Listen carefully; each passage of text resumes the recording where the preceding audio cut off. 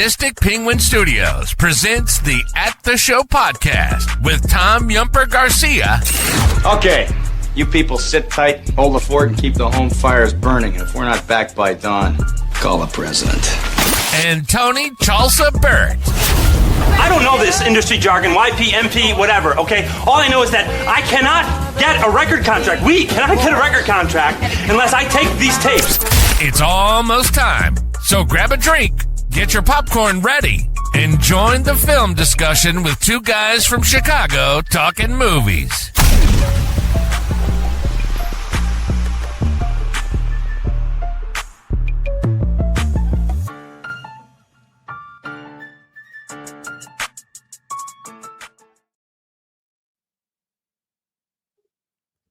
Hello and welcome to another episode of the At the Show podcast. I am Tom Yumper Garcia and I'm with my co-host, Tony the Sugar Baggy Burt. How you doing, my man? Doing good.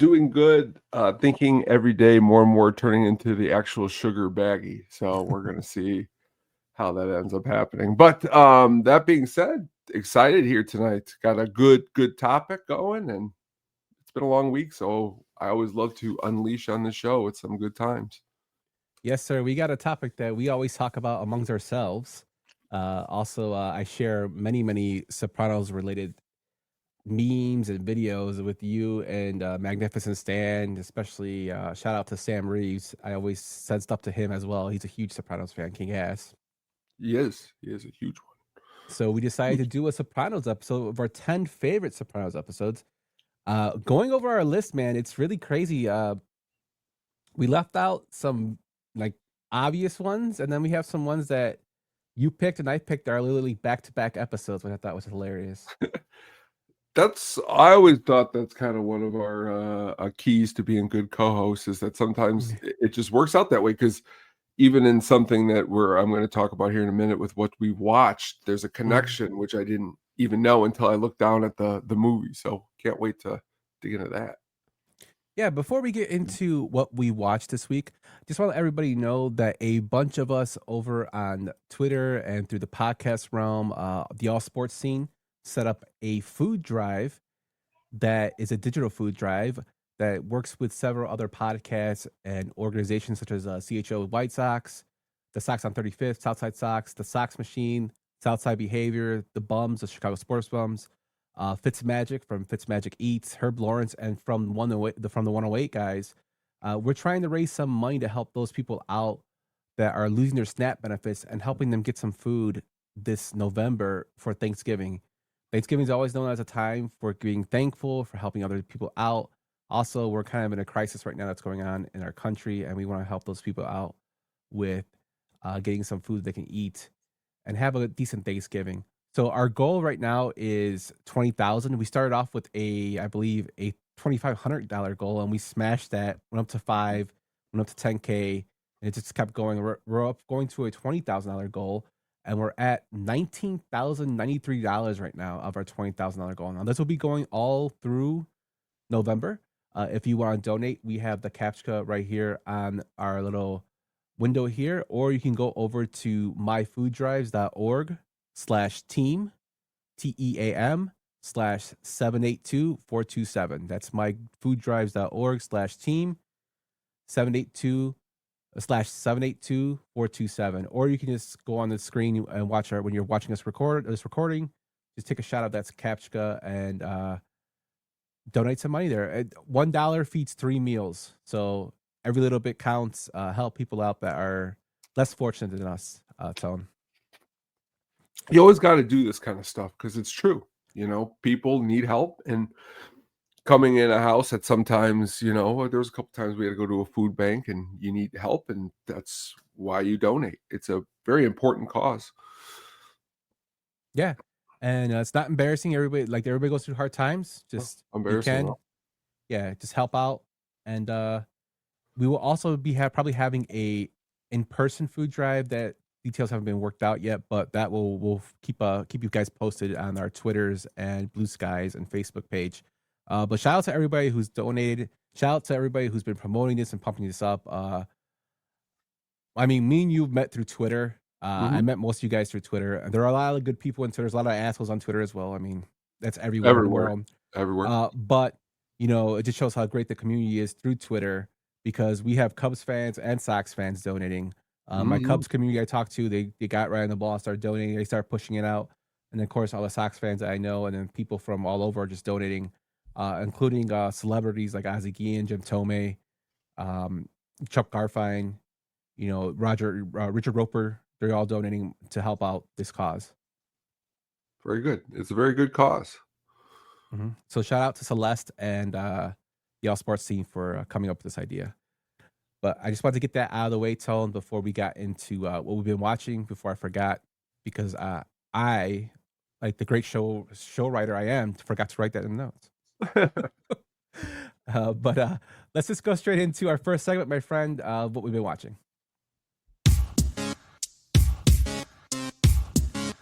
That's a me. And also, what were you just watching? So what were you watching this week, Tone?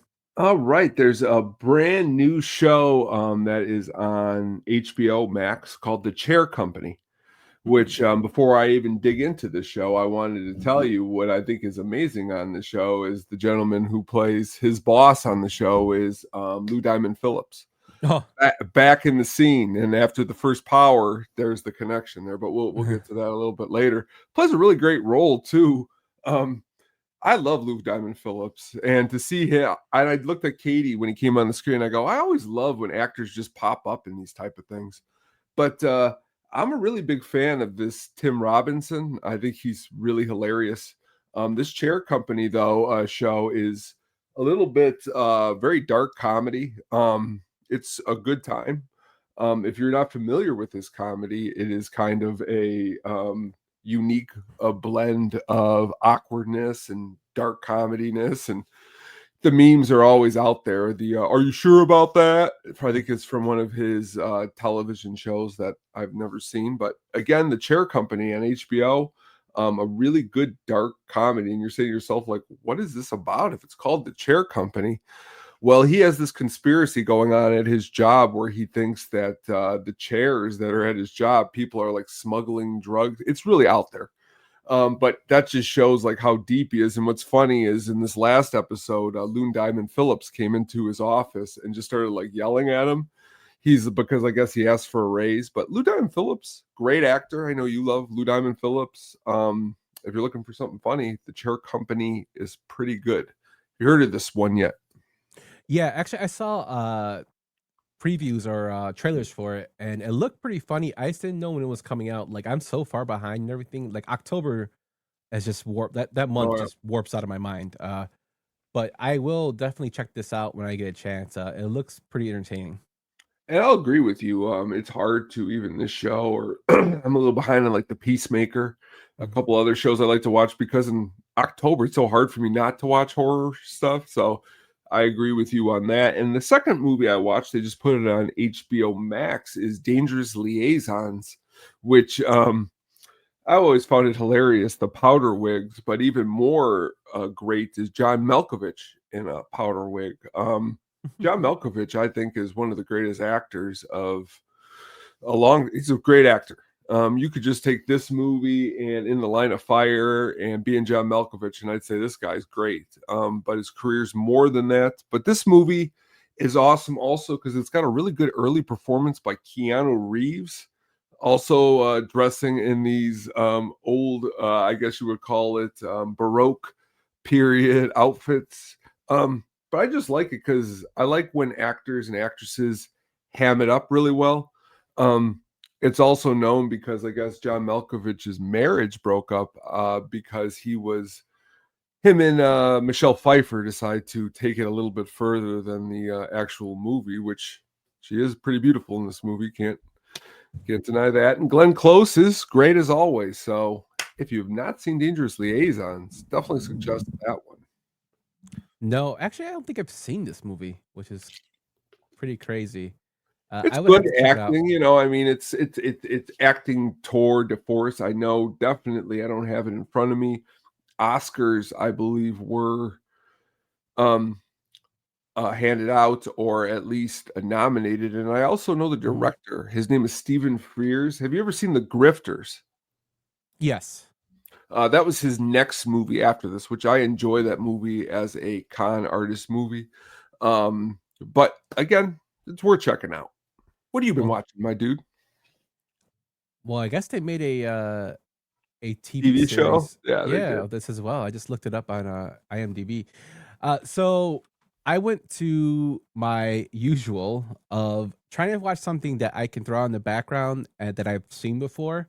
And I went with Ash vs. the Evil Dead. Huge fan of the Evil Dead series. If you guys have been listening to the show or know me personally, you love Sam Raimi. Huge fan of Bruce Campbell.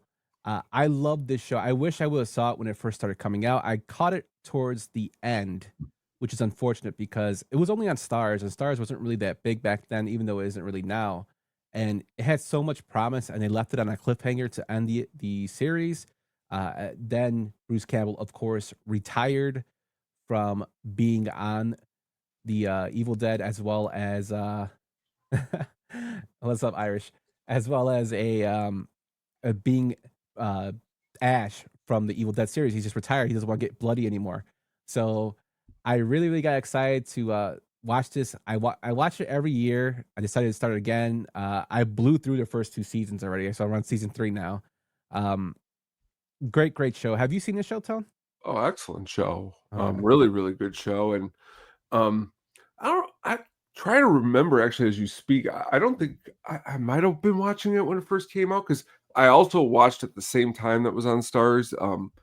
Blunt Talk, it was called, with Patrick Stewart. Ridiculous comedy, hilarious Patrick Stewart. But back to Ash Evil Dead, it's good.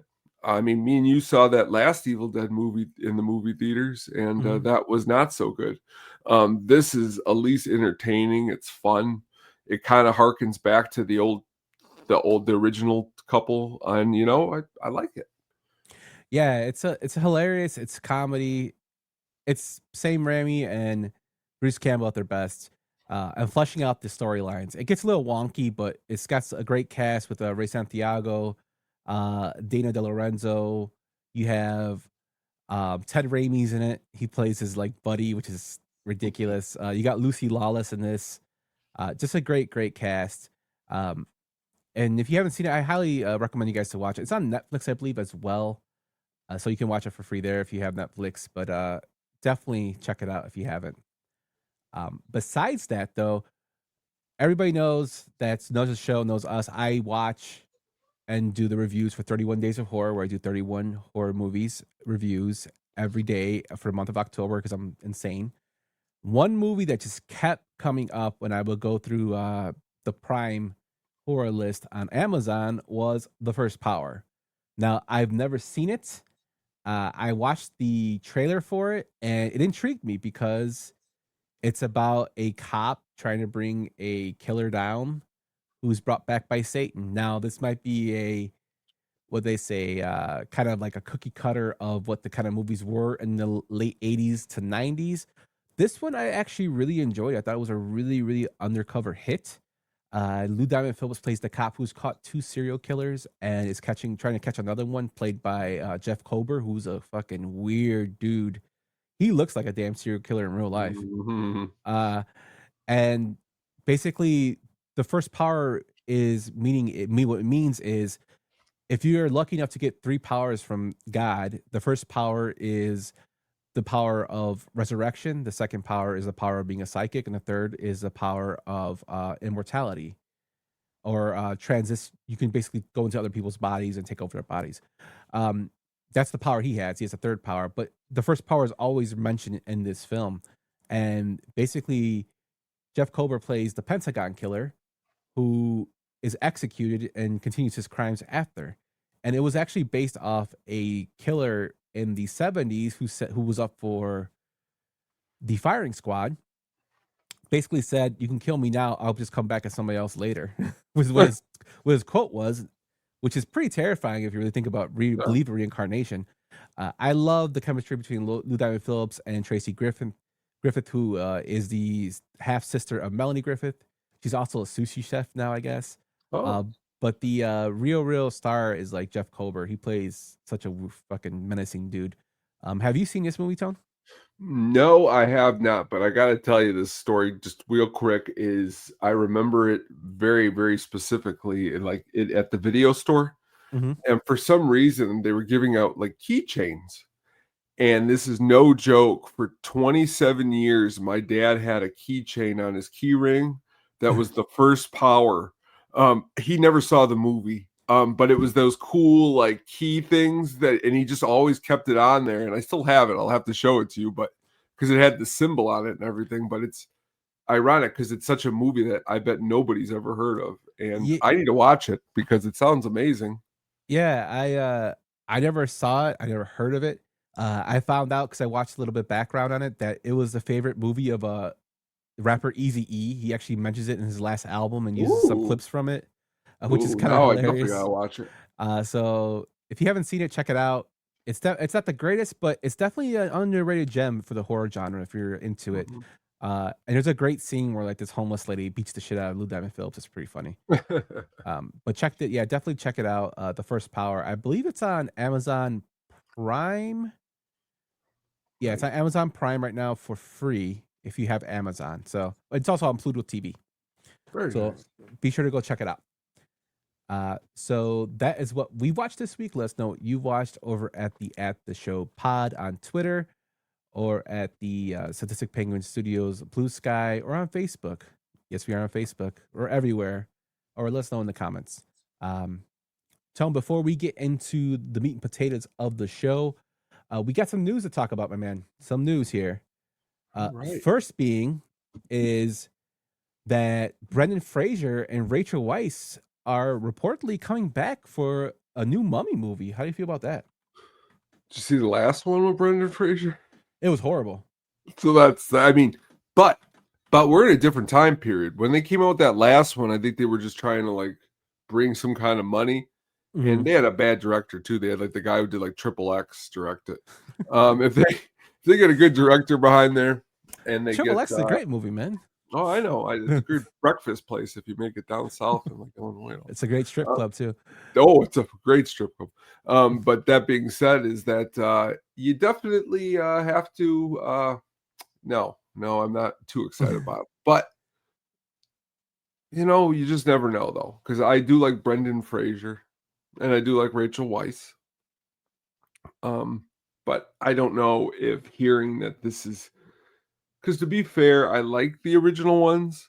But like at that time period when they came out, I was more into, I'll be honest, like Goodfellas and Casino. Like Mummy wasn't something that made me go, I love this. Because now you look at a lot of the effects in it, kind of dated a little bit. Pretty dated.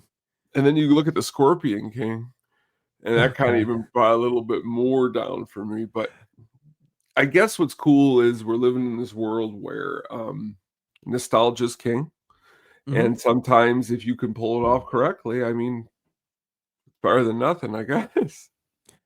Yeah, so it's funny you bring up the Scorpion King because when I was in high school, that's when the Scorpion King came out, and that's when The Rock was at his like top popularity in wrestling, and that was like it was his first movie he was in, and my buddy at school always used to say the Haku God, whatever the hell he say at the beginning of the movie just to make fun of him. He's like, it's the stupidest line ever. That's funny. But we used to make fun of The Rock. I really, really enjoyed the first Mummy movie. I actually saw it twice in theater, which just shows how big of a nerd I was. I was a big fan of the old Boris Karloff. Yes, I will agree with that. I hope he is in the movie because then you could definitely sign me up. If Benny, yes. When I Benny used was to awesome. when I used to stream video games, he used to be one of the things that my streamer and people that used to watch me could put up. Oh, Your strength gives me strength is what the little quote used to say. that's awesome.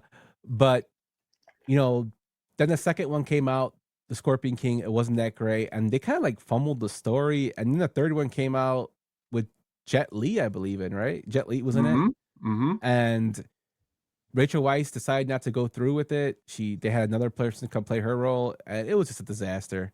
I hope this one is kind of like a reboot, makes it more interesting because it's like paranormal Indiana Jones. What kind of reminds me of. That's what the mummy is. So I hope that it's gonna be okay. I will see it. If it sucks, you'll hear me say it sucks. But I'm kind of glad, like Brendan Fraser's kind of bringing back his old hits to see what he can do with them. So I mean, it's something that we look forward to. I mean, there's remakes being made. You said nostalgia's in the air, so I mean, why not Yeah. try it out? That's true. Also, the new trailer for the Michael Jackson film Michael came out. What do you think about that? I mean, considering that, like, there was this movie. It was about like the Jackson 5. It was like on ABC. Yes, I remember that. That movie. You can't beat that movie. So, like, to me, that's the movie I'll always remember. I mean, but I know what they're going for. Again, biographies are something else that takes precedent in today's time for some reason. Have you ever seen as many musical biographies as they've come out with in the last 5-6 years? I mean, it was like The Doors, and then it was like 5 years, and it was something else. Now it's like, next week it'll be like, the story of, the band that sang Barbie Girl, and then everyone's going to run out there. Aqua. Yeah. Oh, yeah. But are you going to go see the movie? But Maybe. Well, if you No. do, you know what? We can review it right here because I can't wait to hear about it. But that being said, you know what I mean. Not really. But the actors in it are good. The actors in it are really good. So it's funny you say that the actors because Jafar Jackson, who is playing Michael Jackson, is actually the son of Jermaine Jackson, his brother. Just seeing him, there's some parts where he looks just like him, and there's some parts where like, yeah, that's not Michael, which is fine. I mean, it's a biopic. It's a biopic. But I wonder if they're gonna touch on like the controversy surrounding him as well as his dad.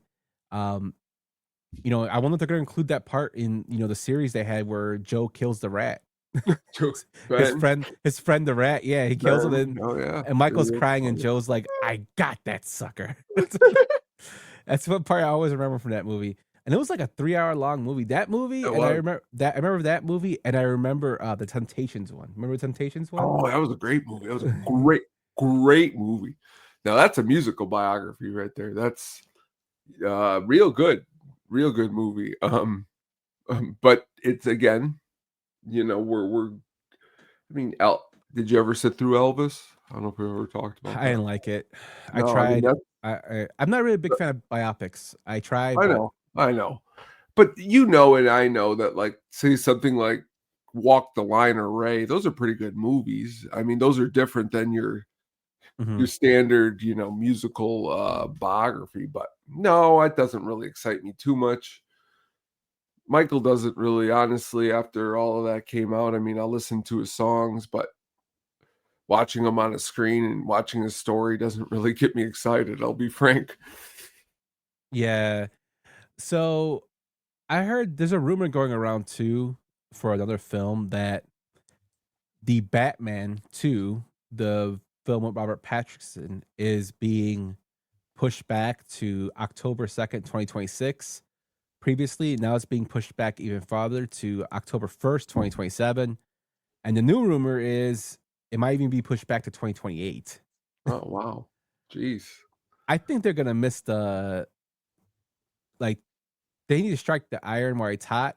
I mean, in terms of film, don't get me wrong. I don't want it to be a rush film, but I mean, if you're not having it's coming out, when did the Batman come out? Batman came out in 2022? Yeah, it's been a while. So they're gonna push it to 6 years. That's. I guess they're making like the tool of Batman films, waiting like 6 years between albums, 6 years between films.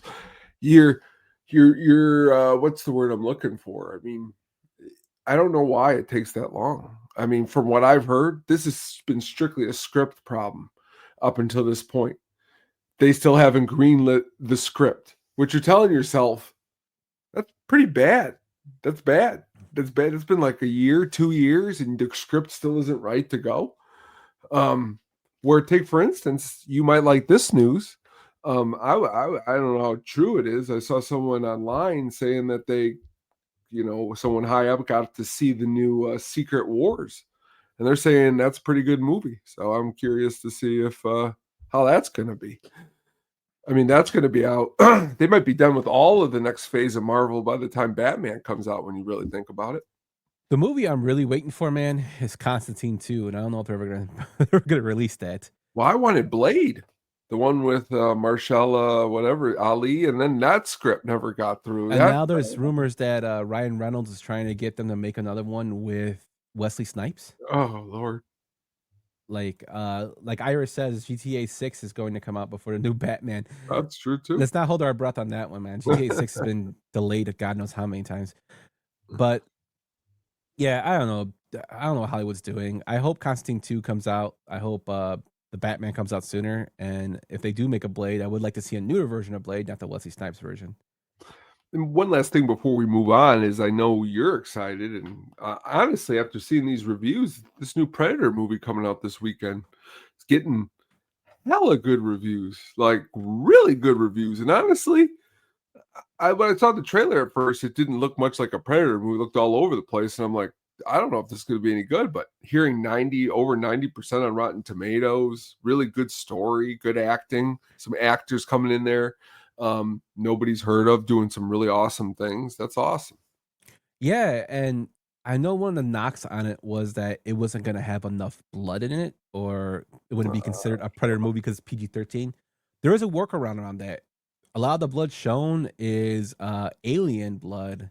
So green, yeah. Well, it's yeah, green, yeah, or android blood. So that's why it's getting the workaround. I'm looking forward to seeing it. I really want to see this. I still want to go see the Black Phone 2. I haven't got around to seeing that. And then another film I've been looking at, which supposedly is getting like a ton of good reviews, is The Smashing Machine. They're saying like Oscar buzz for that movie.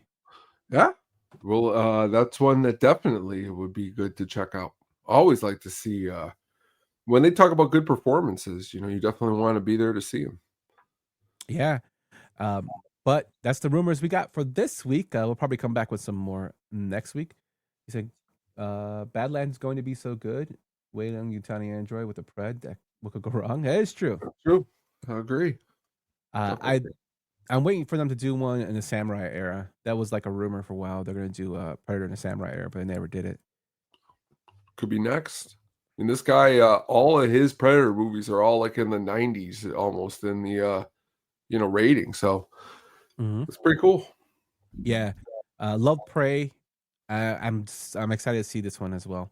But that's our rumors. Tone, let's go into the meat and potatoes of this show, the Sopranos episodes. So we both took 5 episodes that we like, and we're going to talk about the episodes, why we like them and stuff like that of such. When was the first time you watched the Sopranos, Tony? First time I watched the Sopranos, it had to be like 2000, 2001. It would have been on about a season or two. I beat myself up all the time because I, went to Walmart and bought each season for like $80 a piece. And you tell yourself now, man, dude, that could have got me all the streaming for 1 year, just for one of those box sets. And now I think I sold it to like Disc Replay or something, and I don't even have them anymore. But that's the problem, is that, I loved it so much. It's such a cool show. Yeah, I bought the Oz series, and I had those for a long time, and then I eventually just got rid of them. It was good. But the first time I saw The Sopranos was actually during the running, the first season. My uncle and aunt had watched them. And they lived out in Orland, so when I used to come see them, they would watch it every Sunday. Like, he would watch The Sopranos, so he would tell me like, "Hey, watch this with me," and I was like, "Okay." I was like 1999, so I was like 14, and we're watching this, and like it was something I'd never seen before. I watched it a little bit, and then I kind of fell off. I stopped watching it because it was only on Sundays with them, so I never watched it at the house. What got me right back into it was when they started showing them on A&E. Now, it's the reason that got me into it is because A&E cut out all the swearing and all the like real graphic blood part, and that got me wanting to watch them as a series. So my buddy owned the DVDs. When I worked at Menards, I would go meet him at Menards, work my shift. He would give me like the season 1 or season 2. I would take that back to my dorm because I was going to Lewis at the time. When I would make my dinner, sit and watch a couple episodes before I went to sleep, and then basically like watch a season a week, give him back his DVD, he give me a new one. That's awesome. I got hooked on him to the point where I think I've seen the series like at least 15 times. Oh yeah. I watch them like, and whenever they're on, I'll watch them. It's just something that I still consider probably my favorite show of all time. I still think it's the best show. People are gonna fight me on that, but that's just me. I think without the Sopranos, there is no Wire, there is no Breaking Bad. And I mean, they've even come out and said that. Like Walter White has come out and said that without Tony Soprano, there is no Walter White. Bryan Cranston, but it's such a good show. mm, Me and my mom used to joke, because I used to joke with her that, and she agreed that when she was older, she was going to be just like Tony Soprano's mom, because she's ridiculous on the show, and like all the characters that go into the show. So awesome. That's why this was such a good topic. I wish the Lord would take me. That's why I said, take it right out, put it in me. It hurt me more than what you've said to me. Yeah. So what I'm gonna do is we're gonna go through an episode. I'll give you a summary of it, and then we'll talk about it. Some trivia and stuff like that. I have a clip for each episode to go through. So you ready to get rolling, my friend? Let's do it. All right, cool. Let's go through our first one. You're fucking suicide. You're disgraceful. I'm sorry. Now fuck that. Oh my. That scene makes me laugh every time. Everybody Hurts, season 4, episode 6.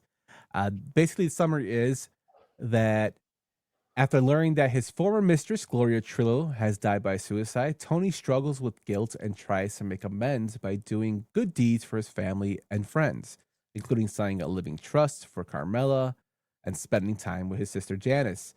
Tony also tells Christopher he would now be passing orders only through him, which Christopher takes as an honor despite his heroin use. He also says during that conversation, Adriana was a cunt, which I thought was really mean-spirited, but anyway. Meanwhile, AJ becomes self-conscious about his family's wealth when comparing it to others. Artie Bucco gets pulled into a failed business deal and attempts suicide, prompting Tony to step in and later send Furio to collect the debt. The episode highlights guilt, identity, and the blurred line between help and control. So the reason I picked this as one of my favorite Soprano episodes is because of John Ventimiglia and his character of Artie. He is one of the few people in the series, if you watch it, that can basically tell Tony to fuck off, but doesn't really. But he talks so much shit to Tony. He pointed a gun at Tony. He smart talks to Tony, like when Benny basically robs him, and he says, "Oh, I was fooled by Benny Fazio, criminal mastermind." To Tony, he talks shit to Tony, and he lives. Tony just takes it from him. In this episode, Tony basically gives him $50,000 to where he gives it to a French guy who thinks he's going to make money, and the French guy skips out on him.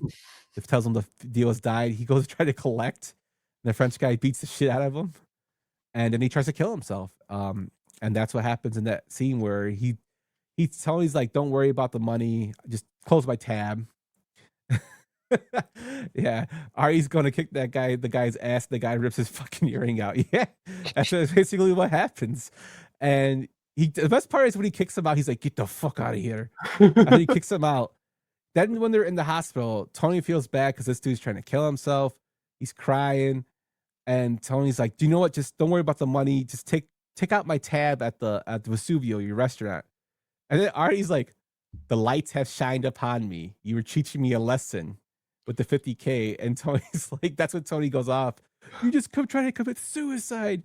And he starts, "I'm sorry." He starts crying, to where they kind of like go on the fritz after this. But for one, it's a great acted episode between Artie and James Gandolfini, who's Tony Soprano. Also, it was directed by Steve Buscemi and written by Michael Imperielli, which I thought was pretty crazy. He plays the role of Christopher. It's more and more I think about it, like The Sopranos is basically a dark comedy to go around a drama. There's so many like comedic scenes in it, and that's why I fell in love with the show. That's why I continue to love the show because of this. What do you think about this one? Dark comedy is my favorite. So like when the way he was going off on Artie, I laughed so hard because like it sounds so mean-spirited, but he's being honest also in the same time. And the reason I don't think he ever really hurts Artie is because they're childhood friends. So it's like one of those things, and Artie's weak. He knows that. So it's like one of those things where it's just like, oh, I'm going to let him do whatever, because at the end of the day, what the hell's this guy going to do? A great episode, a really good pick. Just Artie, the whole entire going to get the money back, I think is just a great scene. And you're definitely right saying that he did a good job in this episode, Artie. Yeah, and it also shows a lot of Tony's like fucked up, like compassion. Like in the episodes, you see him in the seasons in the series, you see him find more love for animals than he does humans. And when he finds out that Gloria had, assassinated herself, it shows like he really loved her and he cut it off, and he blames himself for it. Which is why he tries to become a good person, trying to show he's a good person to everybody. And it cracks me up. He's like, "What the fuck am I? Such a horrible person. You can't ask me." That's like he's telling people that. Even when he tries to be nice to Janice, she even like kind of goes off on him, and he's like, "I was just trying to be nice," and she kind of corrects what she's saying when he's talking about Bobby. It just shows how fucked up like he thinks of himself, but like he can't get out of his own way. No. He's still doing that sociopathic behavior, even though he's trying to be nice. Well, he ultimately just wants what he wants. You know what I mean? And that's what it is. And like with her, with Artie, with everybody, he just wants to get what he wants at the end, however he wants to get it. Yeah, and the best part is when he's telling Artie about him, trying to commit suicide. He's like, "Well, imagine what do you think about me having to go find you and how I would feel?" And I'm like, "This dude just killed himself, trying to kill himself, and you're asking about how you would feel," which I always thought was hilarious. But yeah, it's just a perfect episode. One of my favorites, and every time I see clips for it on YouTube, I watch it. Yeah, I mean, I don't think James really realized how funny he was. I mean, he took it very seriously, understandably, but he could deliver some of the funniest lines I've ever heard in television. I mean, but they're not supposed to be funny, but they are. It's like Pesci. You know what I mean? Like, how many things is Pesci saying Goodfellas isn't really funny, but you laugh because it's the way he's saying it, his mannerisms. Yeah, it's a lot of great acting, a lot of great writing going into it. So Michael Imperioli, really, really good writer there, and Buscemi to put on the screen as a director to shows his talent as well. Definitely. But let's go into your pick, my friend. All right. No, Corrado, don't hit me!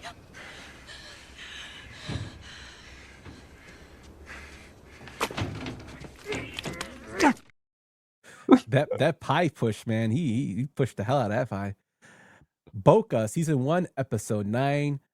Meadows soccer coach Dan Hauser becomes popular with Tony, Artie, and Silvio after leading the girls' teams to success.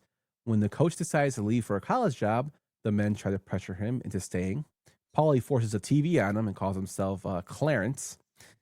Christopher finds his missing dog. Meanwhile, it's revealed that the coach has been in a relationship with Meadows' friend Allie, who attempts to off herself when she learns he's leaving. Meadow tells Tony and Carmel the truth.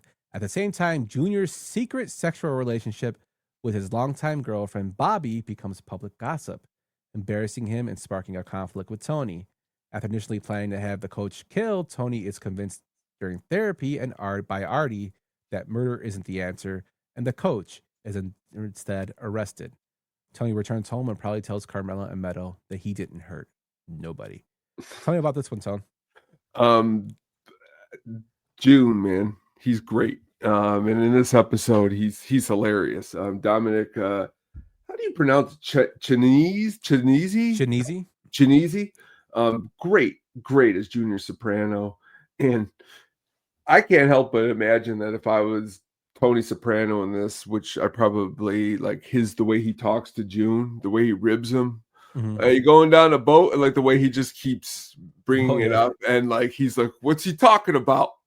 And then like it's really hilarious because it shows, again, as you said, the show is supposed to be serious, and it is, but it's also not, because to come up with this whole entire storyline is great. But again, you back to Tony and that coach.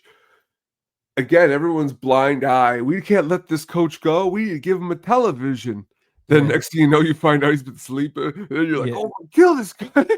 It's all the emotions are up and down. It totally is. I like how they interweave the subplots and the main plot all in one. Again, the writing by Terrence Winter and David Chase is just excellent. The funny part is the name of the episode is called Boca, which can represent the place in Florida, as well as in Spanish, it means mouth. Boca, which I think is hilarious. The little like metaphors they give, or when Junior's talking to them at the dinner table, and he's like, "Oh, like, Bobby's a sweet, sweet girl," and Carmela can't stop laughing her ass off. And of course, Livia saying how much she doesn't like Bobby, the lady, because she's not your aunt. She's just a woman. But that whole thing is hilarious. Junior was a player, man, at the time, I guess. And I guess it was a macho thing not to tell what you do in your bedroom, which I found was hilarious there as well. It was.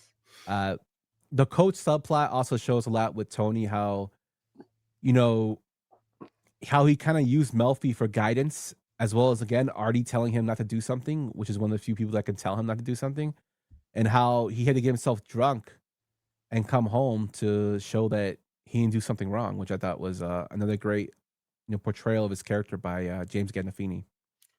The show is always really awesome at like having some also like guest stars that you wouldn't see show up, and I really like John Hurt, Home Alone dad, as that creepy detective lurking around. Macasian. Yeah. But again, really, really cool to see Tony, man. I mean, Tony and June mixing it up. It's great. Yeah. And the pie scene at the end is actually a homage by David Chase to the film The Public Enemy. Now, that film is actually showcased in The Sopranos like a bunch of times. I think Tony's actually watching it with James Cagney. And there's a scene in that film where James Cagney's character like pushes a grapefruit into his girlfriend that he's leaving face. And since David Chase was such a big fan of that film, he wanted to incorporate a homage to it and did the pie part. It always cracks me up how hard Junior pushes the pie in her face. Like he's like, his face is all grimacing, like while he does it. It cracks me up. The golfing scene is great too in the episode. When he's like, they're like taunting him, south of the border. Down Mexico way. And he's like, what's he talking? Yeah. Junior is so oblivious to things, which I think makes it even better how he is. But that was a good pick, Tony. I knew someone's going to pick Boca, and I knew it was great that you picked it first, our second one. But moving on, my friend, to our third pick. This ain't negotiation time. This is Scarface, final scene, fucking bazookas under each arm. Say hello to my little friend. Always with the scenarios. Meadowlands, Season 1, Episode 4. Tony becomes increasingly paranoid about his secret therapy, especially when he almost runs into Silvio near Dr. Melfi's office, and his growing feelings for Melfi lead him to have Detective Vin Markasian follow her, resulting in Markasian assaulting her date, which is quite hilarious. Why are you going to go here why are you going to settle for hamburger when you have prime rib at home? Though Tony thinks about quitting therapy, Carmela insists he continue, believing it is necessary for their marriage. Meanwhile, AJ learns that his classmates fear him because of Tony's reputation, and Meadow reveals more about her father's criminal life. Christopher is shaken after his mock execution and the murder of his partner Brandon Falone, and wants revenge on Mikey Palomisi, but Tony stops him because Mikey is a made man. Tony instead confronts Mikey and Junior, who ordered a hit and took over crew earnings. With Jackie Aprio Sr.'s death creating instability, Tony decides to let Junior become the official boss, allowing Junior to take the heat from law enforcement while Tony controls things quietly behind the scenes and continues therapy. That's also where this gif we have in the beginning is from, is when they're at the funeral of Jackie Aprio Sr. and Meadow looks at AJ to show him that the cops are looking at FBI are looking at him. This episode has so many great like little one-liners. I wanted to include this one as the beginning one, but I saved it for another part for it. Whereas when Christopher is confronting Meadow about asking her if she told her dad he gave her speed, and she starts crying, and he goes, Okay, let's go. Remember like when you were little? I'll buy you one of those Happy Meals, all right? Where the fuck are you? just the whole like dynamic between Christopher and Adriana and Meadow is great. Mikey Palomisi gets his ass whooped and basically gets stapled with a staple gun, and then you have them making fun of him that he got a little too attached to his suit. The Mo Green special, they referenced the Godfather a lot in this film. Another part that cracks me up is when they're all hearing that Jackie Aprio died, and the strippers is like, I'll remember this day to the day I die, which cracks me up. It's just a perfectly laid out episode. Me and my brother quote the disco DEFCON 9 Scarface with both bazookas on your arms. Say hello to my little friend. We always say it to each other, messing around. Just great all around acting. Really good acting. A really good episode. Christopher's paranoid. Christopher's probably, he's one of my favorite characters. Because when he gets, the more ridiculous he gets, that's the better it gets. And he's ridiculous. And the way he's got that neck thing, he's behind the scene with the neck thing on, talking stupid. It's a really good episode. And again, Drea DiMaggio does a really good job playing Christopher's better half throughout the whole entire show. And this episode showcases that too. Yeah, and it's pretty crazy. Like, there's a lot of symbolism in here. Like, I was reading for just trivia for this. Like, apparently before Tony goes into the diner to talk to Junior the second time, a kid shouts, he doesn't want it, foreshadowing that he doesn't want to be the boss. He just wants Junior to have the boss. Also, Jimmy Altieri compares like running the family to a paramilitary, while Larry Boy jokes about the Dave Clark 5,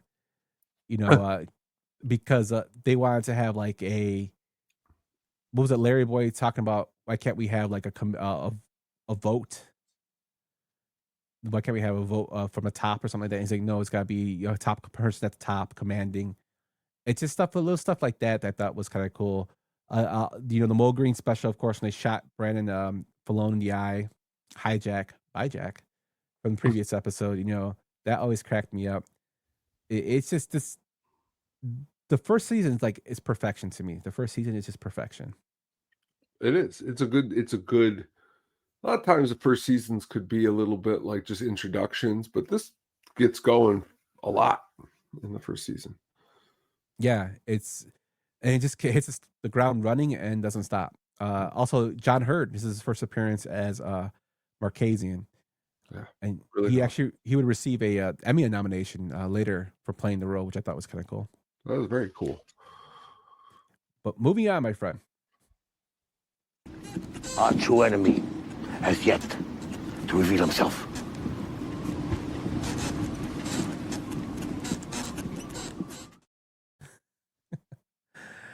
Funhouse, Season 2, Episode 13. Tony becomes violently ill after eating out, which triggers a series of intense fever dreams where he confronts his guilt, fear of mortality, and growing suspicion that Big Pussy is a rat. Meanwhile, Livia refuses to live with either Tony or Barbara, leading Tony to angrily send her away with airline tickets to Arizona. As Tony grows more and more vivid, one finally confirms his fears. Big Pussy has flipped to the FBI. Tony, Silvio, and Paulie take him on a boat where he confesses and is executed and thrown into the ocean. Soon after, Tony is arrested with the FBI, discovers the stolen airline tickets Livia used. He is released in time for Meadows' high school graduation, where he tells Christopher he will soon become a made man. The episode ends with the contrast of Tony's family celebration and the criminal life that funds it. Tony, tell me about this one. I like when there's a couple episodes where it gets kind of trippy. This is one of them. He's sick, and just a lot of just what you just played right there. the fish talking. A lot of that I thought to be very cool, because it shows, again, the show is more than just a mob show. It's willing to be a little arty, do a little different stuff to make its point be known when Tony was sick. But what I like more is, if you didn't know while watching it, just one of a main character dying the way he did in this episode, and finding out about that. I'm a big fan of shock and shocking, and that was very shocking. And it was, to me, just another cement to say, hey, man, I need to see this next season, and I need to see it quick because I need to know what's going to happen here. And that's what's kind of cool when you get all the seasons. Well, there's two things that are cool. One thing's cool, if you get all the seasons, then you have to watch it all, but then you burn out through it quicker. When you have to wait for it every week, it's a little bit easier because you won't burn out so fast. But when you got to the end of this episode, you definitely wanted to know what happened next. And I like that about episodes, and that's probably why I picked this one. Yeah. A couple things I like about this episode. One, for me, being a person that studies psychology and went to school for it, the dream sequences. I think David Chase writes really, really good dream sequences, even in the later episodes when Tony is Kevin Garrity and he goes through that whole dream sequence of him dying. I love it. I love the way his mind thinks. I love the way he puts those symbolism in there. Like with Paulie talking to him and you hear the neighbors next door and he's telling him to shut up. Stuff like that. The fish with Puss, how he's basically, he's a dirty fish or a rat. And he also, symbolizes sleeping with the fishes. These two guys on the left and right, they don't talk no more. That, and he tells them to shut up. He knew what was going to have to happen. Vincent, what's his name? Vince. I can't think of his name on top of my head. He plays Big Pussy. Oh, Vincent Pastori. Yeah, Vincent Pastori. Mm-hmm. He is excellent. And this, again, was when the season was still young. This season 2, the last episode of season 2. So they weren't getting paid mega money, but him and his character set the foundation. So when he would come back to do future episodes and flashback scenes or like little psychological trips, the casting director told him, when you come back, ask for the maximum, because you were a big part of this, which I thought was kind of cool that they're telling him to ask for more money. And he did. And then it shows, the impact he made on this show. And then the final thing I loved about it is it's played throughout the episode, but through and through by the Rolling Stones is played. And that whole montage at the end when he's smoking his cigar and then it cuts to the water and it cuts back him and forth between the graduation and where they buried Pussy. It's great film editing. Like it shows like both shows two sides of him as a family man and as a corrupt piece of shit, a bad dude that killed his friend. It also shows what kind of assholes Paulie is by taking his fucking jewelry. He takes his chain, rips it off, and throws it in there. Well, when you're a rat, Yeah, but it shows like how disappointed they are. You could tell Silvio didn't want to go through with it because Silvio was looking up. He went back up to the bow of the boat, and was like staring out. He's like, "What's wrong with you?" He's like, "I'm getting seasick." He's like, "Don't yell at me." They're going back at each other. It just shows, how that life you had to make horrible decisions. And also we see Davey Scatino. Poor Davey Scatino, the T-1000 himself, on his way to Vegas. That was T-1000. His role's great in the show too. Sleeping in the sporting goods store. Yeah, that was one of the ones I was gonna pick, but like there's just two other ones There's just so many scenes that are awesome. That's why it's a tough pick here. Yeah, and James Gandolfini actually won the Emmy for Best Actor in a Drama Series for his performance in this role, which was crazy because when he was sick, the scenes when he's sick, he actually stood in cold water and ice to get the shakes for real, which shows how crazy it is. Dedication to craft. Yeah, and this is the last appearance of Livia, as the real person, besides the CGI stuff they had. She was supposed to play a bigger role in season 3. She was supposed to be on trial and she's going to testify against Tony. But she ended up passing away. The actress, Nancy Marchand, ended up passing away, and they had to, flip flop and move to season 3 to do something else. But pretty crazy stuff, man. Just even to pull a quick U-turn on something with a storyline to go somewhere else, it still continued, hitting the road running and kept getting better and better every time we watched it. The new episode. Yeah, I would have to agree. I never disliked anything on the show, to be fairly honest. It's probably my favorite show of all time. Yeah. So let's go on to number 5, my friend. Douchebag, I realize I'm dreaming. I got no opinion, one way or the other. The Test Dream, season 5, episode 11. After Tony's girlfriend Valentina accidentally sets herself on fire and is hospitalized with burns, Tony stops by Tony B's house, unaware that Tony B has just learned that his close friend Angelo has been murdered by Johnny Sack's orders. Tony later checks into the suite at the Plaza Hotel, drinks, calls Charlemagne, and eventually hires an escort before falling asleep. He then escapes a long, symbolic dream in which he encounters several deceased figures from the past, including Carmine, Gloria, Johnny Boy, Big Pussy, Mikey Palomisi, Ralphie, Richie Aprio, and Gigi. While scenes shift between Melfi's office, a surreal dinner with Finn's parents, and bizarre transformations that reflect Tony's guilt, fear, and responsibility. The dream culminates in Tony being confronted by his old football coach, Mr. Molinaro, who tells him that he could have had a better life. And Tony tries to shoot him. The gun melts into filth.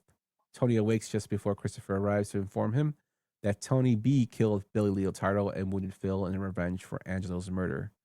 Tony goes back to bed, calls Carmela, describing the dream as another Coach Molinaro one. And they speak softly and kindly to each other before Tony asks whether the sun has come out where she is. This one, again, I picked because of the dream sequence. It's just a full dream sequence. It's ridiculous. You see Gloria back as coming back in his dream. She's actually in Dr. Melfi's role. And when he's talking to her, she's like, "Oh, I never had a chance to have children. I died before I had children," which is pretty crazy. And he's talking to her about, because he choked her before he left her. They mentioned that, and it's like they're joking about it. Marchese's already dead. He killed himself, and he's somehow Finn's dad. And when they're in the bathroom, Tony's like, "You don't get to do this anymore, do you?" While he's using the urinal, and he's like, "No, I don't," because he knows he's dead, which is just ridiculous. Who's the wife who plays his wife, Tone? Whose wife? Marchese's wife. She's supposed to play Finn's mom. Oh, because he asked her, like, "Are you so and so?" And she's like, "Yeah." I totally forget her name, but she's a famous actress, and she, like, the scene on the street where Tony B shoots him, but with just his finger, and it's pretend like Phil falls to the floor, and then Phil's like, it's like a TV show. He's like, "Can I get up now? How long do I have to stay on the floor?" Which always cracked me up because Frank Vincent is great. Annette Bening is her name. Yeah, Bening. I was just looking right at the notes here. But the whole scene is just great. The dream is hilarious. Artie was slapping his head when he tells him when he takes him on the car right away from the people chasing him. I was so wrapped up, and you do such a good job explaining these episodes. I've had a great time so far because it's such a good show. That dream sequence is money in so many different ways. There's a lot of good. He works with a lot of good actresses on the show. That whole scene when she gets caught on fire. That's unfortunate. Unfortunately, and then he tells her he's going back to his wife. He's like, "Yeah, I'll go back to my wife." That's why I think it's not funny. It's awful, but the way he says it to her is just so ridiculous. Like, just imagine looking at your wife and being like, or your Goomba or whatever, and being like, after you've caught her on fire, "Sorry, I'm leaving you." And she tells him, "I was making eggs for you, asshole." And then when she leaves, she's like, if you leave me, I'm going to try to off myself. And he just ignores it, which shows like that's 3 women have said that to him. The Russian girlfriend, then Gloria, and now her. So they never say what happens to Valentina, but it's just crazy that he doesn't even care. See, and some very beautiful women too. Oh yeah, Valentina La Paz. But it's just crazy stuff. David Chase is the voice on the phone that calls him to let him know in the start of the dream. That I always thought that was cool. You have Ralphie with a damn, was it like a caterpillar on his head? The actor who plays his dad is in there. He sees his dad smoking, and then Big Puss is there, and he gives him like a mean face. It's just so random, all of it. Very random, but very, very cool. Yeah, it's one of my. That's probably the reason why I like it so much. Is because it's so trippy that you get sucked into it, and I think that's the great writing of David Chase. Yeah, definitely excellent writing and just excellent presentation throughout this episode. Yep. All right, let's move into your next one, my friend. You out of your fucking mind laying your hands on me? This is the boss of this family. Shut the fuck up. I'm a main guy! Season 3, Episode 6, University. Tracy, a young dancer at the Bada Bing, shows affection towards Tony by giving him homemade bread, but he gently refuses, aware she's involved with Ralphie. Meanwhile, at college, Meadow becomes more serious with Noah, but their relationship falls apart due to the emotional instability of Meadow's roommate Caitlin and Noah's father stepping in with a restraining order. Tracy later reveals to Tony that she's pregnant with Ralphie's child, and he warns her to quietly get a abortion. Ralphie increasingly violent behavior peaks when he badly injures Georgie. Poor Georgie. After Tracy publicly insults Ralph, he savagely beats her to death in the parking lot, breaking mafia rules. Tony attacks Ralphie in rage and grief. The murder deeply affects Tony, who later breaks down during therapy while life at the Bing moves on and Tracy is quickly replaced. Tell me more about University. Very emotional episode. It's a very it's Ralphie is a very, very, for the show. Now, is he an awesome guy? No, he's a real piece of garbage. But as far as a character for the show goes, and what they're trying to pull off, I think he nails it with like 1,000%. That whole argument that you played right there, of course we can't play all of it. I think that's one of the greatest acting, screaming back and forth. Everybody's just, because Ralphie, I mean, man, that's the worst thing you can do. I mean, he did the worst thing that anybody could ever do. And what's even worse is the way she was talking to Tony earlier. And it gave Tony, like, very rarely on the show did Tony ever have like a heart. But you could see like he had a heart for a second. Like it was like and then Ralphie took it away. And Ralphie, and I think that's the problem, was that like Tony, again, he just feels like, even when he wants to have a heart, he somehow it messes up, because they should have been able to stop Ralphie, but they didn't. Yeah, and it does show Tony has a heart. It also shows that he, loves his daughter, because his daughter, Tracy reminds him of his daughter. She's a young kid. Even though she's a stripper, she reminds him of a young kid. She has a kid, and she was nice to him. That kind of like, even though Silvio's trying to get her away from him, don't mingle with the boss kind of thing, he still kind of is infatuated with her, not in a sexual way, but more like he kind of feels sorry for her. And that's what pisses him off, because Ralphie is just a jagoff. And it really shows great acting by Joey Pants, because for one, he's obsessed with Gladiator. How he's quoting Gladiator like crazy. He acts out the scene in Gladiator. Even when he's watching, like, I think Spartacus, he's like talking about how they say this is a great Gladiator movie. This movie sucks. When he comes back in the bar after he kills her. Yeah. And he's like, they're like, where is she? She's like, she tripped. She fell.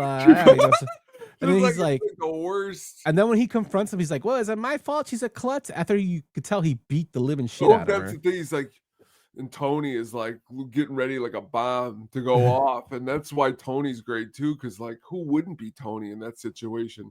But Ralphie's just so nonchalant, like he didn't care. And like that's what makes Ralphie such a piece of garbage. Well, even before that, when he tells her, when she starts hitting him, when he tells her like, why would I be, he tries to like tell her, oh, we can get a little house together. If it's a girl, I'll name him after you. Yeah. Like a whore of a mother. And she starts going off on him. And then he starts beating the shit out of her. And like, it's just bad. It just shows how, for one, the sociopaths are in that life. Mm-hmm. And two, like, David Chase even came out and said that he wrote the brutal death of her specifically to counter claims that the show romanticized or stylized mob violence. No, he wanted to show how brutal it really was. And man, brutal. It's fucking brutal in here. Like it hard watch. Even that now, was a hard watch. Yeah, it was definitely a hard watch, and he's beating the hell out of her. It's ridiculous. Also, this episode made me hate Noah even more, even though he was gonna punch the lights out of Tony. That's a meme going around too. They show Noah's picture, and then like this guy will punch your lights out, which always cracks me up. But yeah, it made me hate Noah even more. He was such a jag-off in the show. Stupid Noah. Stupid Noah. Beef says that Noah cracked the roommate too, Caitlin. Hey man, Caitlin was pretty stacked, man. But until she saw that old lady shitting on herself, the hobo lady, that she went crazy. That was another weird like side subplot they had with her completely becoming depressed, and then that you find out that she ended up like taking her own life, which is ridiculous. But yeah, Noah probably did, but he blamed her for him getting a C- on his test. No. But yeah, this episode is definitely real hard to watch, but it's such great acting at in the climax of it. Yes. Moving on to our next one, my friend. Let's see what we got here. When I came in to open up one morning, there you were with your head half in the toilet. Your hair was in the toilet water. Disgusting. I told you I had the flu. I said my piece, Chrissy. The Strong Silent Type, Season 4, Episode 10. A week after Ralph's murder, Tony struggles with guilt and grief, especially when Christopher brings him to the portrait of himself with Pyomai. Tony orders it destroyed, but Paul salvages it and later alters it into a heroic Napoleon portrait. Within the family, whispers spread that Tony may have killed Ralph over the horse. Tony visits Ralph's hospitalized son and admits in therapy that he may mourn animals more easily than people. Meanwhile, Carmel's emotional connection to Fiorio continues to intensify, and Rosalie warns her not to act on it. Johnny Sack presses Tony to cut New York into the HUD scam he just did, creating growing tension. Adriana is pressured by the FBI and is overwhelmed by Christopher's worsening addiction, which culminates in him killing her dog while high because apparently it crawled under there for warmth. An intervention erupts into a violent brawl, and Tony sends Christopher to rehab, making clear that Patsy will kill him if he tries to leave early. In a moment of loneliness, Tony sleeps with Svetlana, but is rejected when he wants to continue the affair. The episode ends with Tony, Fiorio, and Paulie eating alone in their respective homes, each isolated, while Paulie hangs the reworked Pyomai portrait, unsettled by Tony's painted gaze watching him. So for this one, I picked it because, for one, it's after Tony's hero, Gary Koopa, the Strong Silent Type. But there's just so much going around in this episode with Ralphie being killed, the Pyomai picture, as well as Adrienne, the FBI. But the thing that really sticks out to me is the intervention scene. We have Elias Kostas in as a guest role as the counselor. Just everybody talking to Christopher about his drug problems always cracks me up. When Paulie tells him, I don't write nothing down. You're weak. You're a disgrace. He just goes in at him. And Elias Kostas is like, hey, we said non-judgmental. He's like, fuck that. Let him take his medicine. And then when Christopher's like, you say you love animals, he tells Tony, you love animals, huh? But you always eating meat all the time. And he starts to beat, and then he just goes up and beats the shit out. Paulie goes up and punches him in the face. That whole scene is perfect. they capture every character's like little ticks. Silvio speaking, Paulie's being disgust for him, even Tony just getting mad over the dog more than anything that he did to Adriana. He's like, wait, you killed Corset? What? He gets so pissed that he sat on a dog and broke its neck, and he said it crawled under there for warmth. It's just a great episode. What do you think about this one, Tom? Oh, it's probably this one's definitely one of my favorites. The whole entire, me and Katie have done it so many times. It just crawled under there for some warmth. Because he's just like on the couch, and the dog, you could just see like the legs or whatever, and she's like, Christopher. He's like, what? It's just like the way he gets up. Yeah. He's like, oh, she must have crawled under there for some more. Yeah, he does. He calls his mother a whore during the intervention. That was it's good. so fucked up. Like that whole scene, he's like, oh, you're a whore. And that's when they start beating the shit out of him. And she's like, yeah, teach him a lesson. Maybe he'll stop doing what he's doing. And then when he goes to the hospital, they're like, so your friend just fell? And he's like, yeah, he fell. Yeah. He's like, did you give you aspirin? Because that's the last fucking drug you're going to have. That part always made me laugh. They used for the body of Corset the dog, it was like a paper mache of the dog, but they decided that it didn't look real enough, so they redid it, and then they put like a realistic tongue on its mouth to make it look like a little tongue when she picks it up, which is what I'm like. It always made me laugh because when he's like so high and he sits on, Christopher has to be probably my favorite character from the show because he's so like depressing and such an asshole, but his drug problem he had was tragic but yet hilarious at the same time. Like when he goes to Italy and he's gets high with the guy and he's supposed to go on the crater, the mountain, but instead he just gets high the whole time. Christopher that's what I said, just so ridiculous, man. So ridiculous. Yeah, and the Paulie with the Pyomai, which we're going to talk about in the next one coming up, this is the back-to-back one, which is actually mine's the one after your episode, which I thought was hilarious. Let's just go straight into that one right now, which always cracks me up. Don't give me that look. It was a fucking horse. What are you, a vegetarian? You eat beef and sausage by the fucking carload. I almost included the Ralph calling Paulie's mom, but I couldn't find a clip of it. It was too long for the YouTubes. Ralph plays a cruel prank by calling Paulie's mother and implying Paulie has been arrested for sexual misconduct, causing her distress. Meanwhile, Junior is struck by a boom mic while leaving court, leading Tony to encourage him to fake dementia in hopes of avoiding conviction. Though Junior initially acts confused for a state psychiatrist, he later truly begins showing signs of disorientation. Ralph's young son, Justin, is accidentally shot with an arrow while playing, leaving him in a coma. Shaking with guilt, Ralphie attempts to redeem himself by making charitable gestures, apologizing to Rosalie, and seeking guidance from Father Phil. Tony confronts Ralph, and during the talk admits he is now with Valentina. Again, Tony doesn't give a shit about your feelings. Later, a fire breaks out in the stables, fatally injuring Pyomai. Tony becomes convinced Ralph set the fire for insurance money. When Tony confronts him in his kitchen, the argument escalates into a violent fight, and Tony kills Ralph in rage.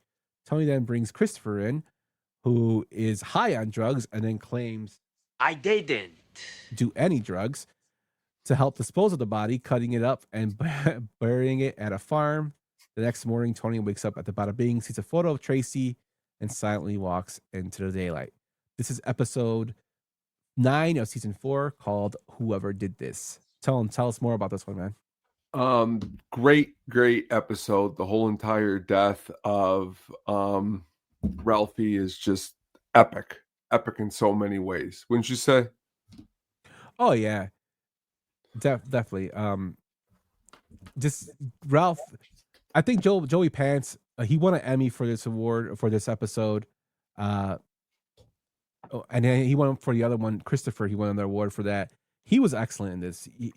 I really think I wonder more. Was he really genuine in his guilt, for what he did? Because he opened up the scholarship fund for Jackie Jr. at Rutgers. He apologized to Rosalie, but maybe it's the guilt got to him because he's the one that ordered the hit on Jackie Jr. Yeah. And now his son is, in Crippled. pain.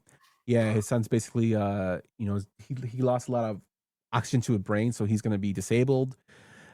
Also, there was also the notion, did he really kill Pyamai? And I think David Chase came out and said he did, which, I mean, I wish he would have said, like, no, he didn't do it. Beef says That's what was funny when he goes over there and he finally gets it out of him. It's great. Yeah, Beef says, I read somewhere that he played that scene as if he did not kill Pyamai. Yeah, I've seen Chase say that he did, and I've seen other people say he didn't. So it's kind of up in the air. But if Chase is saying he did, then I'm just like, I guess I gotta go with Chase. But the crazy thing is, for this episode, Tone, I found this crazy when I was looking through trivia. Sympathy for the Devil is referenced, not played, but quoted in this episode.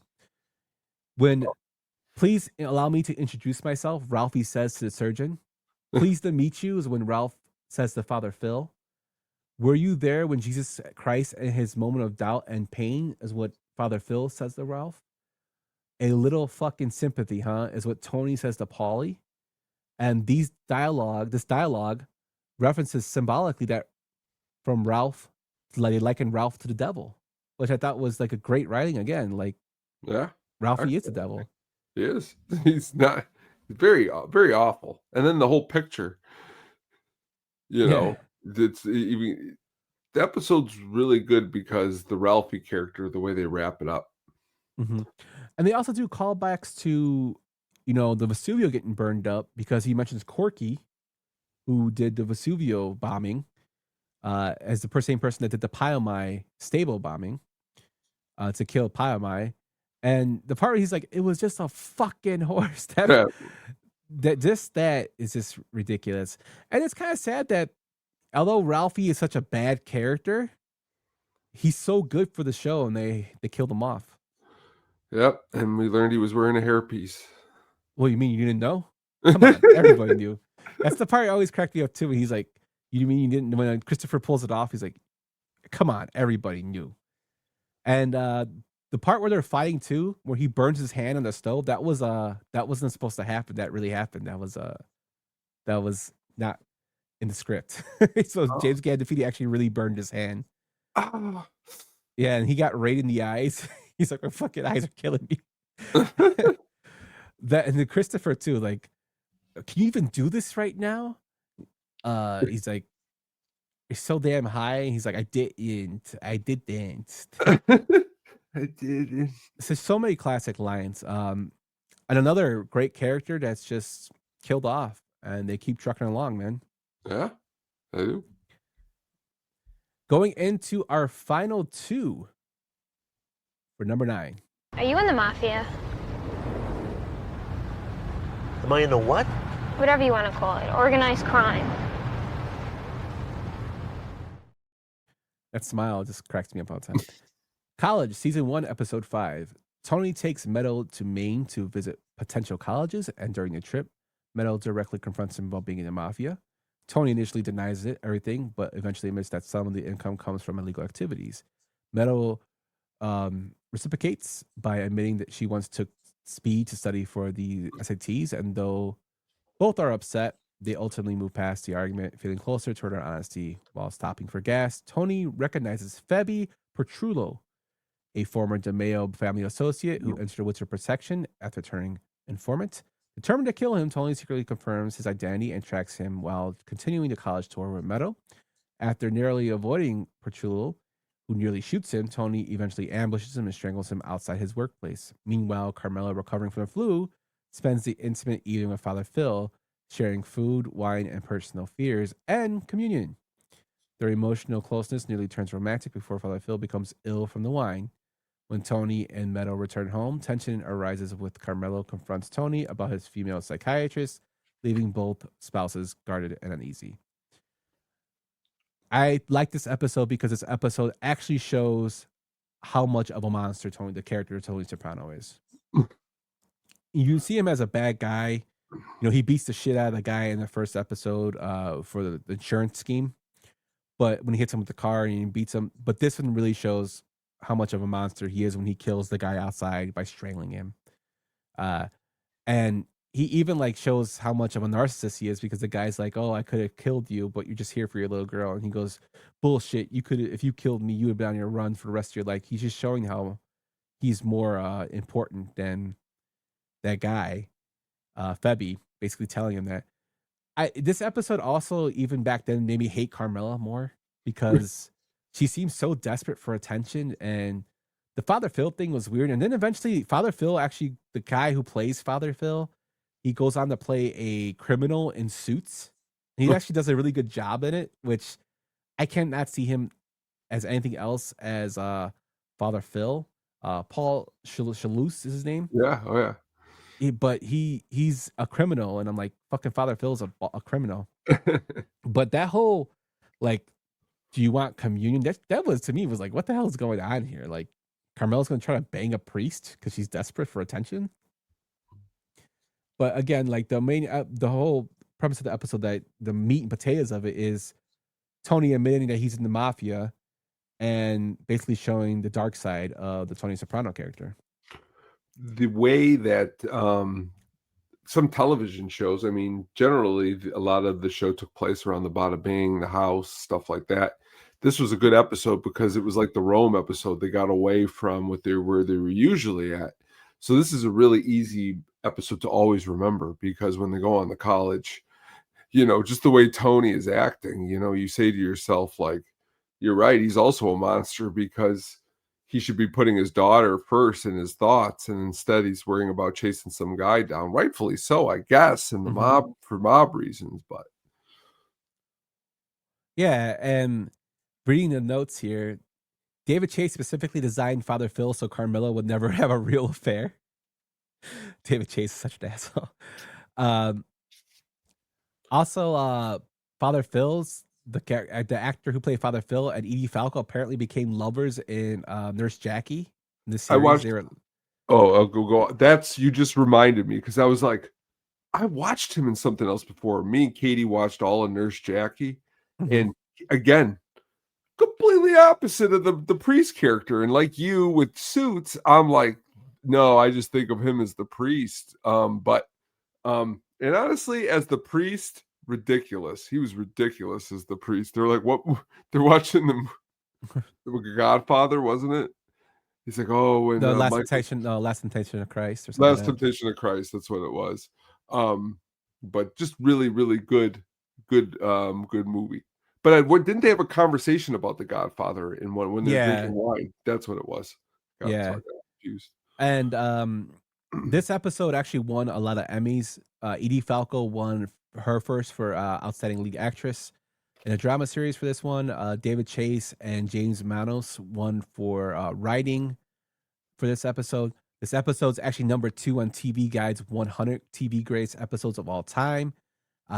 Also, this episode is James Gandolfini. Well, it was James Gandolfini, Jamie Lee Singer's, and David Chase's favorite episode of the series, which Chase went on to even call this episode the ultimate Sopranos episode.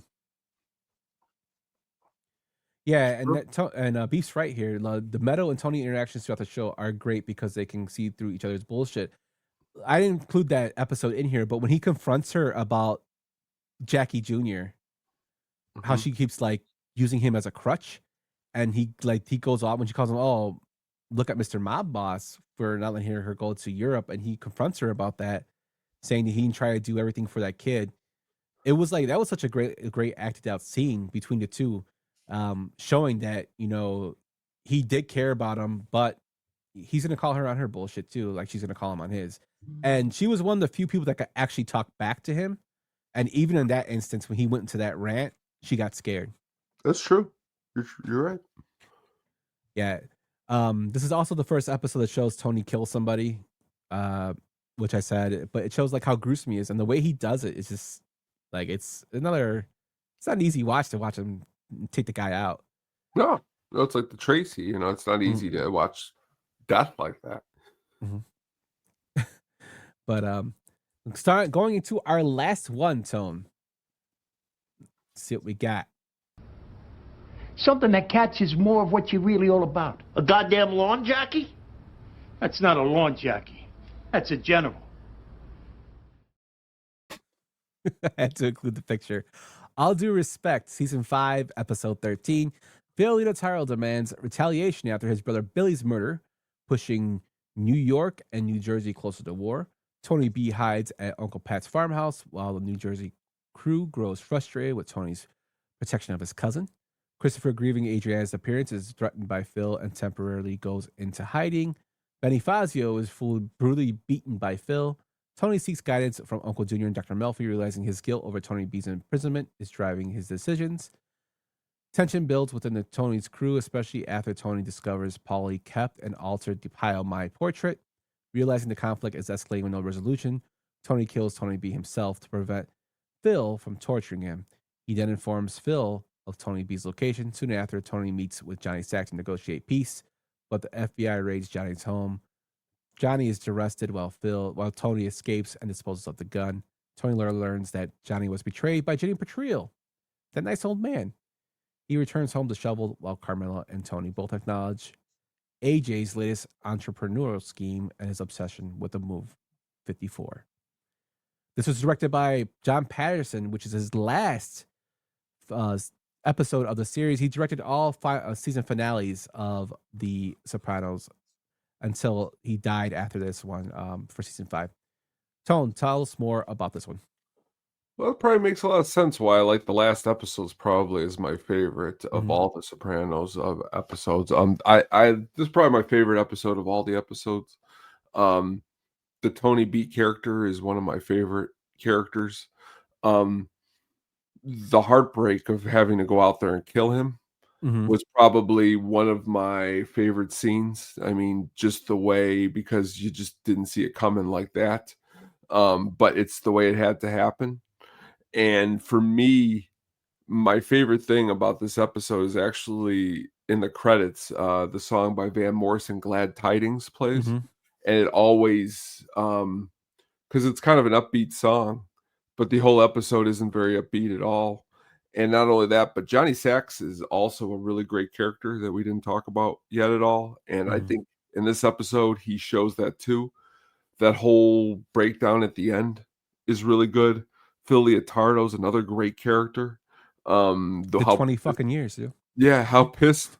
I always love Phil Leotardo because he's great, and of course in Casino, but also he's great in Raging Bull. He looks so young with Joe Pesci. But again, just a great episode. The way it's filmed, and again, it shows just the sacrifice, because the Tony B character at the beginning was like, I'm out of jail, I don't want to be involved in any of this. I'm gonna have this pet store. And the way he attacks the pet store owner guy, which was the massage parlor, massage parlor, pet store. I said pet store because it had that fountain in the middle of it. Yeah, with the koi. Yes, that's what it made me think of it. But again, just great, just awesome. Yeah, and crazy thing about this episode is first the Tony Bludetto character, the two Tonys. I love this kind of like, you expect the show to go down. And this one kept it afloat, I think, through season 5 with the writing and the character development.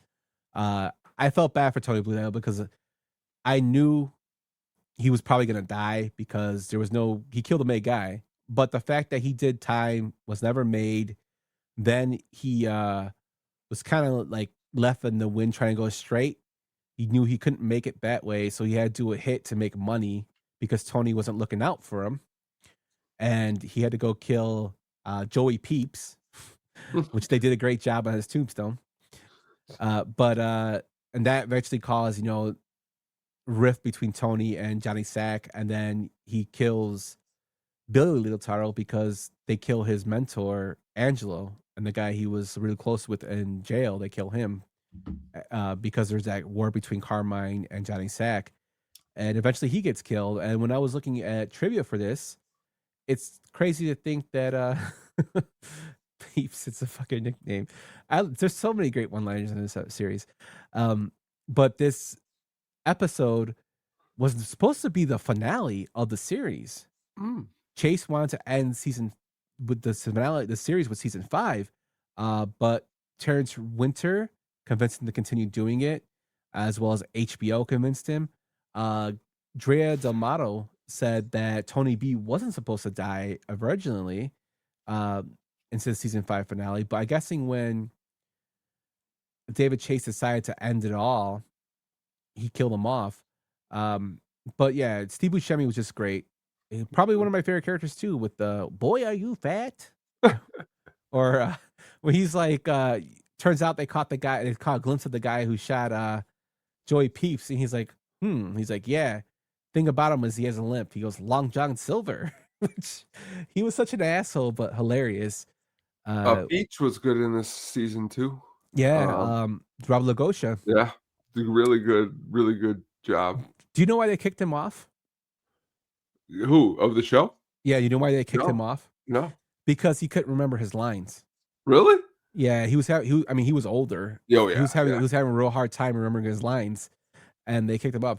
But yeah, Feach was really good. I wish they would have expanded upon him a little bit more, because he was the guy that Jackie Aprile and Tony broke into the card game. The way his face was looking at Tony, and when he's like going around like yeah. Even the part where it cracks you up is when he tells him he's like, it entitles me to earn, Paulie. He's like, it entitles you to shit. He's like, get the fuck out of here. The way Lagosha's like rants are epic, like legendary in any film he's in. But like him as Feach when he goes off on Polly, when he goes off on Sal Vitro, with just like the part of him going off is great. And I know you don't like the movie, but even him when he's breaking down to Tony and Scarface, where he's like, I'll give you $1 million. You want to be out, Tony? Yeah, I'll give you $1 million. I'm like, come on, man. But he did that one more time. That's great. How he says it. He goes, I gave you $1 million. The way he doesn't, Tony. Yeah, it's such a horrible like accent. But I like Rob Lagosha. He was great and Big. He's good Big too. He is. I forgot about that. But it's like, again, pulling it back to this, it does suck though that Tony had to kill like his cousin he had so much guilt over. But he did, and in reality, he showed more mercy for him by killing him himself, because he knew they were going to torture him. Well, that's like, and I hate to bring up Usual Suspects, but it's like when he's like, he showed more will, showed those men of will what will really was. He killed them all in front of him. That's that's a lot more extreme. But to go and have to kill your own family instead of someone else killing them is really, it also shows a dark side in yourself too, because that's what you have to do in this job. Yeah. But there are so many, we could talk Sopranos all night. Oh, yeah. We just want to do 10 episodes, which is our 10. I know they're not, I'm pretty sure people were expecting Pine Barrens. Pine Barrens is a legendary episode, but I want to do something different than Pine Barrens. Well, as soon as I was like, we're doing this episode, that's the one Katie brought up. I'm like, no, we're not doing Pine Barrens. That's like your greatest hit. Yeah. I mean, we went with some good hits here, but I wanted to go like stuff that I really liked, and we played off each other pretty well. It's hard not to find it. I mean, when we just talk about an episode with Feach, I could have picked one of those episodes. I mean, you could pick, especially in seasons 1 through 5, you can go through any episode and be like, thank you, B. Yeah, it would definitely be not a bad episode. Yeah, so if this is something you guys like, let us know, and we'll continue to do this. Maybe throw us into the rotation. Huge Sopranos fan, so I can talk about them. We can even break down a full episode with more detail in it. Yeah. We just gave small synopsis to get through, so we wouldn't be here for like other hours. But that's our episode for the Sopranos. Before we get to the Sugar Baggy soundtrack pick of the week, reminder to check out the food drive, which is the little captcha there. Also check out the Hookup on Music, which is what's going on there, Tone.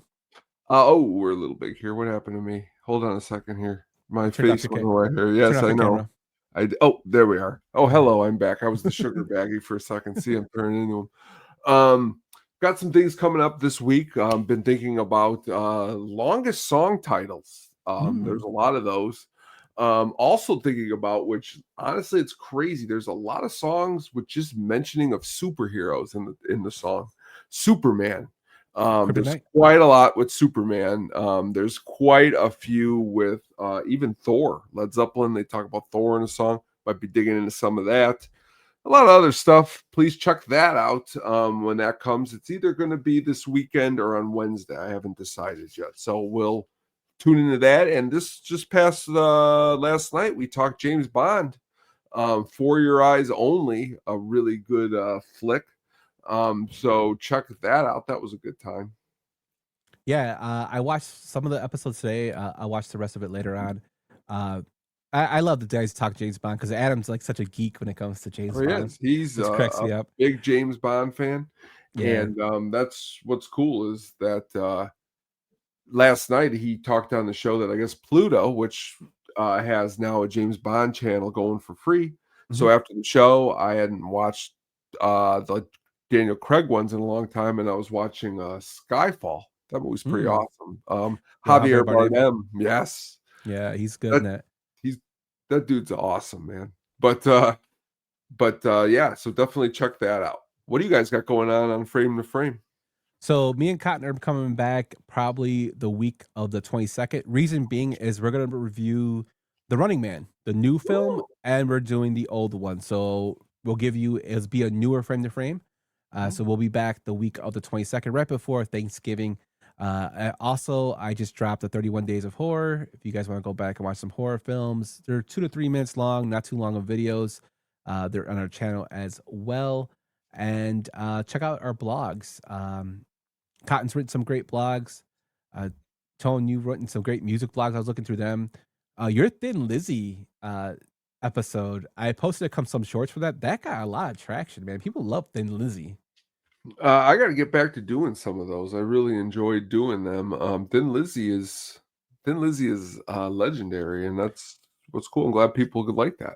Yeah, I'm talking about like even older people, like some 65-year-old guy was commenting saying how great they were. Unfortunately, I could have like a whole wheelhouse of just me talking to 65-year-olds about classic rock, and you'd be like, "All right, dude, that's cool." It's like we could have a whole fan base, but yeah, really, really cool. I'm glad people are commenting on that. Cool. But that's all of the cleanup and the housekeeping, Tone. Let's go straight into the last segment, my friend, with the Sugar Baggies soundtrack pick of the week. Let's do it. The Sugar Baggies soundtrack pick of the week.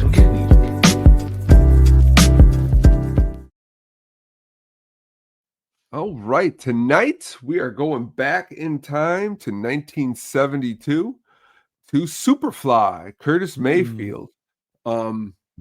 One music that I really wish I could actually do a whole show on and really go deep is the amazing music of funk. I'm a huge fan. Curtis Mayfield is, again, one of my favorites. Superfly is an excellent soundtrack for anybody who wants to get started listening to Curtis Mayfield. You can pick up this album, and this will pretty much give you everything you need to know about his awesomeness. It is based on a black exploitation film of the same name, came out at the same time. It's classic. But the songs on here, first, before I get into some of the tracks, I'll always remember there was this girl I was on the high school newspaper, and I'll always remember she brought this CD in there, and she was a year older than me, and I thought she was pretty hot. And I always just thought that she's just like, I listen to this. And I always remember looking down at it. And at the time I listened to like Megadeth or something and looking down going, what is this? I won't listen to this. And then like 2 years later, I actually listened to this and go, this is a lot better than what I was listening to back then. I could have been awesome. But this is the amazingness of cool. Freddy's Dead is an awesome track. Pusher Man. Some lyrics in that are amazing. The actual title track, Superfly, is the one generally everybody knows. Lots of good instrumentals. What's really cool is Curtis Mayfield, the great Curtis Mayfield, hails from Chicago, which is awesome. Sadly, what isn't awesome is how he ended up being paralyzed by a lighting rig falling on him while he was playing. But if you're looking for just straight up awesomeness And also, much props to him because he produced the album himself. I always thought that was cool. You can write it, you can produce it, you can play it, you can sing it. It really, really makes Curtis Mayfield a legend. And if you're a fan of funk, psychedelic soul, progressive, definitely one worth checking out. It's really good about poverty, and especially in what's going on in today's times. These soundtracks really, really, really hit. Little Child Running Wild really hit for what today's going through. I listen to it all the time when I'm working out. It's a good jam. Yeah, I like Curtis Mayfield a lot. Probably my favorite song isn't Superfly. It's actually Move On Up. And that's a great song too. That's been sampled by like Kanye West, Lupe Fiasco for Touch the Sky. I really, they did a couple coverage to it, but I just love his voice. Horrible like ending for him, for such a talented man. And then, at least he got into the Rock and Roll Hall of Fame. I don't know. I think Move On Up got actually inducted, right? To Rock and Roll Hall of Fame. Is it a single? Oh, did it? No, I know he did himself. I mean, he's. Here we go. Grammy Hall of Fame. Superfly got inducted in 1998. People Get Ready with the Impressions, because he was with the Impressions. That got inducted, and then Move On Up got inducted in 2019. Well, yeah, this is his main. This is what people know him for. I mean, Move On Up's a great track, but Superfly's awesome. If it's been a while since you've heard the album, go ahead and check it out. It's definitely would be worth your time. Yeah, I'm definitely gonna check it out. A good pick, Tone. Chris Mayfield. I haven't heard that name in a while. Thank you. Mm-hmm. Well, with that, that's our show. Thanks for everybody in the comments, Beef Loaf, and everybody else. Thanks for watching. Stumbling Irish, missed you, buddy. Glad to see you here. We will be back next week with another rockin' edition of the At the Show podcast. I believe that will be episode 30 for this season. Wow. So to go along with everything else we did, we sure put a lot of shit together this year. We sure have. But we are looking forward to seeing you guys next week. And with that, we will see you later. Take care. Don't forget to donate. Yes, sir. Don't forget to donate. Thanks for listening to the At the Show podcast, a Sadistic Penguin Studios production. Game over, man. It's game over. What the fuck are we gonna do now? What are we gonna do? Maybe we could build a fire, sing a couple of songs, huh? Why don't we try that?